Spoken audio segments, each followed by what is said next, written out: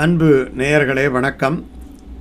21/8/2026 வெள்ளிக்கிழமை ஆவணி மாதம் 4ஆம் தேதி நாம் ஆவலோடு எதிர்பார்த்து மகாலட்சுமியை வரவேற்கின்ற வரலட்சுமி பூஜை எல்லாரும் கொண்டாடுகின்ற பூஜை.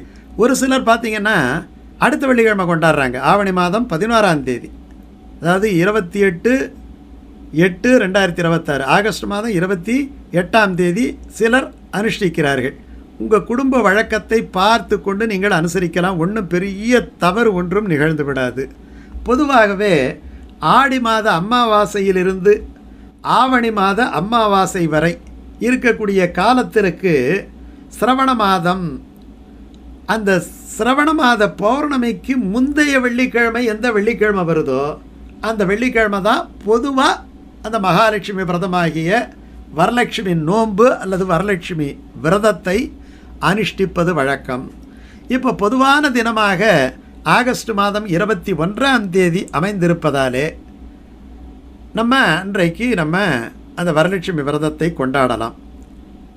வரலட்சுமி முதல்ல கொண்டாடுவதற்கு கால நேரம் தெரிஞ்சுக்கணும். அன்றைக்கி நவமி இரவு 11:36 வரைக்கும் இருக்குது. பகலில் அனுஷ நட்சத்திரம் இருக்குது. 11:53 வரைக்கும் அனுஷ நட்சத்திரம் இருக்குது. அதுக்கப்புறம் கேட்ட நட்சத்திரம் வந்து விடுகிறது. இப்போது இந்த வரலட்சுமி தாயை சிலர் ஆவாகனம் செய்து கொண்டு வருவார்கள். சிலர் அந்த பூஜை அறையிலே ஆவாகனம் செய்வார்கள்.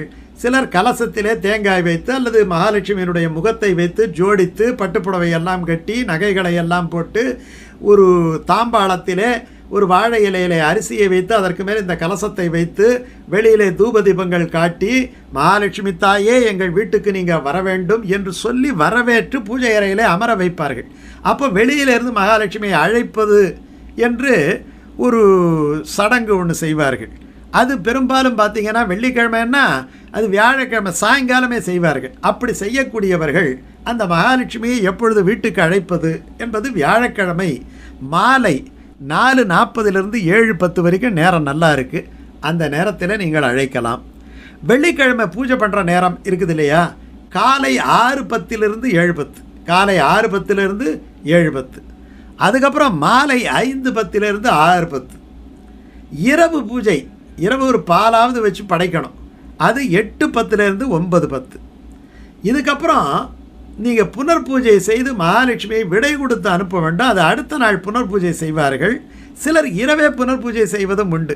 அப்படி இரவே புனர் பூஜை செய்வதாக இருந்தால் ஒரு பால் வச்சு நிவேதனம் வச்சு படைச்சி நீங்கள் 8:10 9:10 வரைக்கும் வெள்ளிக்கிழமை புனர் பூஜை செஞ்சு அந்த கலசத்தை எடுத்து அதிலே இருக்கக்கூடிய தீர்த்தங்களை எல்லாம் மறுநாள் நீங்கள் நீராடுவதற்கு சேர்த்து கொள்ளலாம்.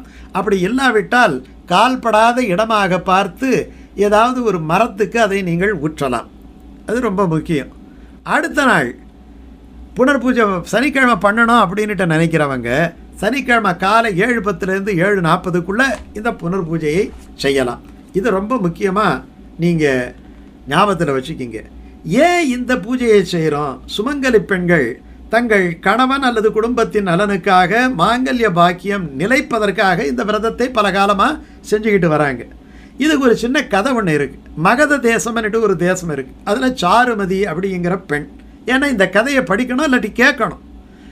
கணவனையும் கணவன் பெற்றோர்களையும் நன்றாக பேணி மிகச்சிறந்த குடும்ப பெண் எப்படி வாழ வேண்டும் என்பதற்கு பெரிய உதாரணமாக திகழ்ந்தாள். அவளது நற்குணங்களை எல்லாம் கண்டு வியந்த மகாலட்சுமி அவளது கனவில் தோன்றி இந்த திருவோண மாதம் சிரவண மாத பௌர்ணமிக்கு முந்தைய வெள்ளிக்கிழமை வரலட்சுமி விரதத்தை அனுஷ்டிக்க சொல்லி அதை எப்படி அனுஷ்டிப்பது என்பதையும் மகாலட்சுமியே சொல்லி தந்தாலும். இப்போ என்ன அர்த்தம்? எந்த வீட்டில் சண்டை சச்சரவு இல்லாமல் இருக்கோ, எந்த வீட்டில் ஒருத்தவங்க மதித்து அந்யோன்யமாக வாழ்கிறாங்களோ அந்த இடத்துக்கு மகாலட்சுமியே வந்து தான் எப்படி அந்த வீட்டிலே தங்குவதற்கு என்ன செய்ய வேண்டும் என்கிற ஆலோசனையும் சொல்லுவாள் என்பது இந்த கதை மூலமாக நமக்கு தெரிகிற செய்தி. இது மகாலட்சுமியே உபதேசம் செய்த விரதம். இந்த விரதத்தை கடைபிடிப்போர் இல்லங்களில் எல்லா காலங்களிலும் எல்லா நேரங்களிலும் தான் நித்தியவாசம் செய்வேன் என்று மகாலட்சுமி உறுதிமொழி கொடுத்ததாலே இந்த விரதத்தை அதனால தான் பாரம்பரியமாக பல நூற்றாண்டுகளாக அந்த பெண்கள் ஒருத்தவங்க, அதாவது பாட்டி அம்மாவுக்கு சொல்லித்தந்து, அம்மா பெண்ணுக்கு சொல்லித்தந்து, பெண்ணு பேர குழந்தைக்கு சொல்லித்தந்து, இப்படி வழி வழியாக இது பாரம்பரியமாக அனுசரித்து கொண்டு வருவார்கள். ரொம்ப வீட்டில் கஷ்டம், பண கஷ்டம் இருக்குது, நெருக்கடி இருக்குது, வேலை கிடைக்க மாட்டேங்குது, அப்போ மகாலட்சுமி தான் வந்தாகணும். அப்போ மகாலட்சுமிக்கு ஒரு பூஜை போடுறதுங்கிறது சால சிறந்தது. இது எப்படி பூஜை போடுறது?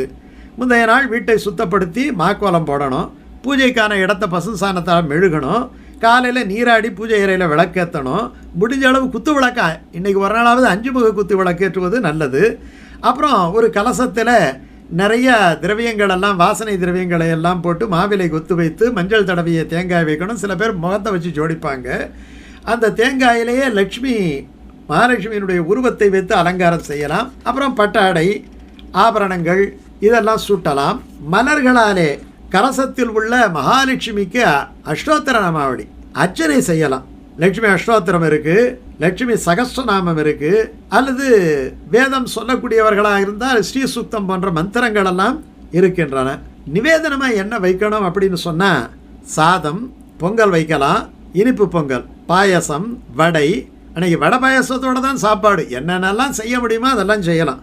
கொழுக்கட்டை, தயிர், பசும்பால், நெய், தேன் எல்லாவற்றையும் நீங்கள் நிவேதனமாக, பலவேறு விதமான பழங்கள், மங்கள பொருள்கள் இதெல்லாம் நீங்கள் அன்றைக்கு வைத்து படைக்கலாம். இந்த பூஜை முடிந்த பின்னாலே ஒரு சரடு கலசத்தில் மஞ்சள் சரடு வைப்பார்கள். அந்த மஞ்சள் சரடு, மஞ்சள் தடவிய அந்த கயிறு, நோன்பு கயிறுன்னு சொல்கிறது, அதை விரதம் இருந்த சுமங்கலி பெண்கள் தங்கள் வலது கரத்திலே அணிவார்கள். திருமணமான பெண்களுக்கும் இதை அணிவிப்பார்கள். வீட்டில் பெரியவங்க இருந்தால் சுமங்கலிகள் தான் அணிவிக்கலாம். இல்லை நாங்கள் தனியாக தான் இருக்கிறோம், கணவன் மனைவி தவிர வேறு யாரும் எங்கள் வீட்டில் இல்லை பெரியவங்க அப்படின்னு சொன்னால், அந்த கணவனாரே மனைவிக்கு இந்த மஞ்சள் சரடை அணிவிக்கலாம். அல்லது அவரும் எங்கேயோ வெளியில் போயிட்டார், இருந்தாலும் நான் அனுஷ்டிக்கிறேன் என்று சொன்னால் ஒன்றும் சந்தேகம் யாருக்கிட்டையும் கேட்க வேண்டியதில்லை. நீங்களே எடுத்து நீங்களே அணிந்து கொள்ளலாம். சுவாமியினுடைய பாதத்தில் தானே வச்சுருக்கிறோம், அதை எடுத்து நீங்களே அணிந்து கொள்ளலாம். அதுக்கப்புறம் அந்த தாம்பூலம், மஞ்சள் குங்குமம், புடவை ரவிக்க, புடவை மட்டும் வைக்கக்கூடாது, ஆனால் ரவிக்க மட்டும் வைக்கலாம். புடவை ரவி சேர்த்தா வச்சா ஜோடியை வைக்கணும், இல்லாட்டி போனால் ரவிக்க மட்டும் வைக்கலாம். வச்சு சுமங்கலி பெண்களுக்கு யாராவது ஒருத்தவங்கள வச்சு சாப்பாடு போட்டு, அவங்களுக்கு பாத பூஜை பண்ணி சாப்பாடு போட்டு, அவங்களுக்கு இதெல்லாம் வச்சு கொஞ்சம் பணம் எல்லாம் வச்சு தரலாம். அதன் பின்னால் அவங்க சாப்பிட்ட பிறகு தான் நம்ம அந்த விரத சாப்பாட்டை முடிச்சுக்கணும். அதனால் அதற்கு பிறகு நீங்கள் உணவு உட்கொண்டு அந்த நோன்பை நீங்கள் நிறைவு செய்து கொள்ளலாம். இதை போல இந்த வரலட்சுமி விரதத்தை அனுஷ்டிக்கும் பெண்கள் தீர்க்க சுமங்கலிகளாக நெடுநாள் வாழும் பேர். அந்யோன்யமாக தீர்க்க சுமங்கலினா சண்டை போட்டுக்கிட்டே இவர் ஒரு 100 வருஷம், அந்த அம்மா ஒரு 95 வருஷம் இருக்கிறது கிடையாது. அந்யோன்யமாக வாழ்வது, அதுதான் அந்த தீர்க்க சுமங்கலித்துவம்ங்கிறது. நெடுநாள் வாழ்வது மட்டும் கிடையாது, நிறைந்த வாழ்வு வாழ்வது எல்லா விதத்திலையும். அதுக்கு தான் தீர்க்க சுமங்கலித்துவம் என்று பெயர். அப்படி தீர்க்க சுமங்கலிகளாக வாழும் பேறு பெறுவதோடு அந்த குடும்பங்களிலே எல்லா விதமான மங்களங்களும் உண்டாகும். காரணம், மகாலட்சுமி வந்த பிறகு நமக்கு எதுக்கு பஞ்சமாக இருக்கும்? எல்லாமே அந்த குடும்பத்துக்கு நல்ல முறையிலே கிடைக்கும். அப்படிப்பட்ட ஒரு அற்புதமான விரதம். உங்களால் என்ன முடியுமோ இந்த வரலட்சுமி நோன்பை கடைபிடித்து வண்ணமயமான வளமையான வாழ்க்கையை பெறுங்கள்.